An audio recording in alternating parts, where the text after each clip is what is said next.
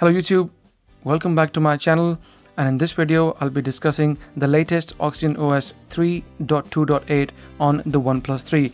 The OnePlus 3 received this update in the UK just a few days ago. So guys, I've spent enough time to give you my thoughts of what I think of the phone so far. Now before we start discussing the changelog, let's get into settings and let's make sure that the phone is running what I just said, 3.2.8, the latest OxygenOS update. Okay, about phone, as you can see, it says here 6.0.1 Marshmallow, along with 1st of November security patch level update, and also a 3.2.8, the latest OxygenOS version. Now I'm waiting for the Android Nougat. I am aware, guys, there is a community build out there already, the beta version of Nougat, and at some point, maybe end of this month or early next year, the final full version will be available. As soon as I get Nougat, guys, I will announce that on my social media and also on my channel. So please do stay tuned, and I will be discussing everything from battery performance to overall the performance of the phone and everything else, including cameras, in depth once Nougat drops on the OnePlus 3 in the UK. Okay, so let's get into the gallery, guys. As you know, I always take screenshots of whatever I do, and this was the screenshot I took for the latest update when it arrived on my phone. As you can see here, it's got quite a few changes here. The very first one is added a 1080p 60 frames per second video recording. I was actually very excited about this because the OnePlus 3T, now that it's available, the latest upgraded version of the OnePlus 3, also already has built-in 60 frames per second. So OnePlus 3 were very quick, and they gave us the 60 frames per second on the OnePlus 3 as well. And just a few days ago, I recorded the 60 frame per second video, guys. So please do check it out on my channel. I'll leave a link down below in the description, so please feel free to check it out if you haven't. Okay, so added emergency calling for India. Obviously I'm in the UK, so this won't probably work. If you press the power button 3 times, I'm sure this will put you through to emergency services in India should you wish to use it. Also, optimization of Snapchat, fixed video calling and scrolling logs. Unfortunately, guys, I don't use Snapchat, so I will not be able to comment on that. However, those of you who use Snapchat, I'm sure you must have seen the changes or the bugs or whatever there were. They're now been, all the lags have been fixed. Please do let me know in the comment section if you had problem with Snapchat, and also please help others in the comment section, those of you who are looking for fixes on YouTube. Okay, also increased system stability and general bug fixes, and the update size was 34 meg. So not a huge update, but a considerably important update, keeping in mind that the OnePlus 3T is out and it's got this 60 frames per second recording already. So OnePlus haven't forgotten the OnePlus 3 gang, and I will keep on covering this phone for the rest of next year as well, because the phone is pretty powerful, got Snapdragon 820 along with 6 gigs of RAM. The OnePlus 3T is, in my opinion, is an incremental update. The Snapdragon 821 is basically an overclocked 820, so not much of difference here. Yes, it got some updates here and there. The front camera is 16 megapixel, but let's be honest about it. Of what I've seen so far, the 8 megapixel camera takes some brilliant selfie photos. The back camera is pretty much the same as on the 3T, so not much of a difference. So if you have a OnePlus 3, I do not think you would need to upgrade it to OnePlus 3T. However, if you're coming from OnePlus 1 or OnePlus 2, yes, then a OnePlus 3T would be the obvious choice. No need to go for a slightly older model. But if you can even find a second hand or somebody selling a OnePlus 3 for a cheaper rate than the 3T, and if you cannot afford to buy the 3T, yes, OnePlus 3 is still a very good option. Even the flagships from 2016, like the Galaxy S7 Edge, the LG G5, the HTC 10, none of them have got 6 gigs of RAM, so still trying to play catch up. So this phone when it came out, it was a flagship killer already. So the 3T, I call it the flagship Terminator. So even if you have a flagship killer, it is more than enough to keep up with the flagship Terminator, and both of these phones are far ahead as compared to the flagship models from 2016. Okay, so back to all this log, guys. Now, the change log was pretty small, nothing much here apart from 60 frames per second and a few bugs here and there. But obviously you guys want to know how's the performance of the OnePlus 3. Guys, so far I have thoroughly enjoyed the OnePlus 3 performance. As you can see, I'm playing about with it and it's very, very fast. Everything opens fairly quick, and even after owning the phone for 6 months, I've had no issues with the phone, no lag. It is one of the most smoothest performance I have seen on Android. And I mean, I wish I could play with the 3T, which I've heard is even quicker. Anything quicker than this is going to be crazy fast, but whatever this is right now at the moment, OnePlus 3 is absolutely superb, and no lag. and no issues, and very smooth battery performance. Everything opens very nicely without any issues. RAM management spot on as well. A fingerprint sensor is also spot on. It opens very quickly. As you can see, I have made a video before in the past, and in my videos before on OnePlus 3 I've discussed this is one of the quickest fingerprint sensors I have used in a very long time.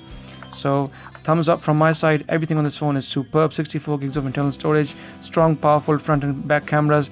Battery life is also one area which has improved in my opinion. In fact, I will show you some screenshots that I took. As you guys know, in my style I always show you evidence, just not yap and talk only, and give you evidence. Okay, so let's go through the screenshots very quickly. This was when it was on the older version, and then when I updated it, it went up to 3.2.8 like I showed you earlier in the video. Now this was the standby time I was taking screenshots of. As you can see, right after the update, the battery was 100%. I took it off the charger at 2:33 on December the 8th, Thursday, and eventually at 11:10 I checked it out and the battery went down to 97%. So it had lost overnight about 3%, which is not bad. Well above the average in my opinion. So no problems here from standby battery drain on OxygenOS 3.2.8. And I took a screenshot of the latest update. Like I said, 1st of November of security patch level update along with 3.2.8, the latest update. Brightness, by the way, during all this testing was kept around 50%, guys. The screen is a Super AMOLED screen. It gets really bright, so I normally keep it around 50% because it's so bright. That's why I'm keeping it around 50% all the time. Normally on average I keep it around 60 to 70%, but on this phone I tend to keep it around 50%. Like I said, it's a Super AMOLED screen and the blacks are really dark and the colors are really punchy. Okay, then I did a full-fledged battery test on Wi-Fi, guys. Also tested the standby. As you can see, like I said, it was very stable, and I used the camera a lot. My social media bits, listening to music, and the standby cell was on standby as well for a few hours.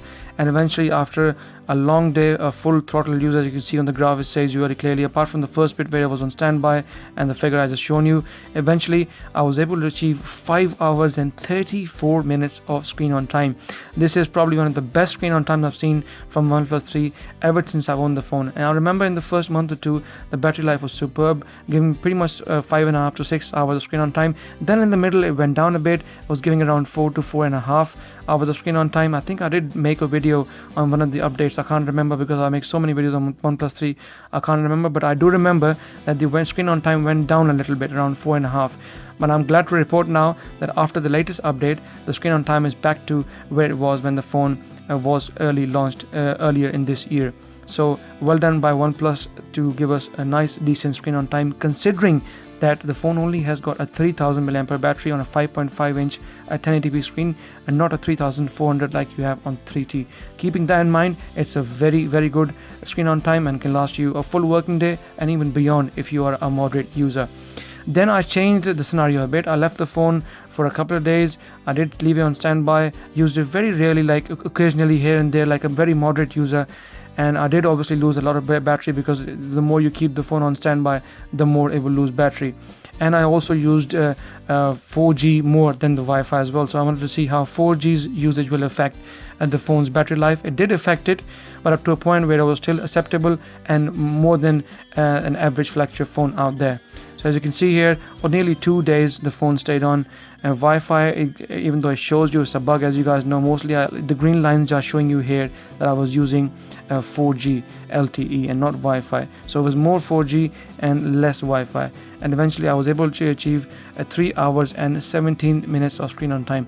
Don't have to worry about the screen on time, guys. Like I said, if you're gonna hammer it with more 4G, and like I said, if you're gonna leave it on standby for a couple of days, then obviously you're not gonna get enough screen on time. But if you were to use this phone on 4G only and not leave it like this on standby for a day or two, then you're looking to get around 3.5 to maybe 4 hours of screen on time with 4G more and Wi-Fi less. But with Wi-Fi, you're definitely bound to get around 5 or maybe more than 5 hours of screen on time, as long as you keep the brightness, like I said earlier, around 50% is fine. But if you're going to keep the brightness more, the screen on time will definitely reduce. So in my opinion, battery life on the OnePlus 3 is definitely an improvement.